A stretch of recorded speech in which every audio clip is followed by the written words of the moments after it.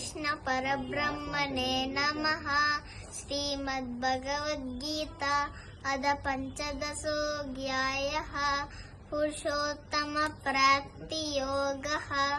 श्रीभगवानुवाच ऊर्ध्वमूलमधः शाखम् अश्वत्थं प्राहुरव्ययम् छन्दांसि यस्य पर्णानि यस्तं वेद स वेदवित्। अधस्तोऽद्यं प्रसृतास्तस्य शाखाः गुणप्रवृद्धा विषयप्रबलाः।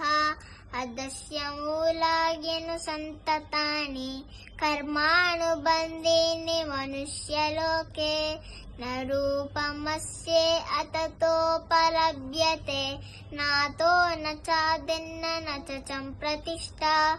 अश्वत्थमेनं सुविरूढमूलम् असङ्गशस्त्रेण दृढेन चित्वा ततः पदं तत्परिमार्गितव्यम् यस्मिन् गता न निबध्नन्ति भूयः। तमेव चाद्यं पुरुषं प्रपद्ये यतः प्रवृत्ति प्रसृता पुराणे। निर्माणमोहाजितसङ्गदोषा अज्ञापनित्या विनिरुक्तकामाः द्वन्द्वैति मुक्ता सुखदुःखसङ्गैः गच्छन्ति मूढा पदमव्ययं तत्।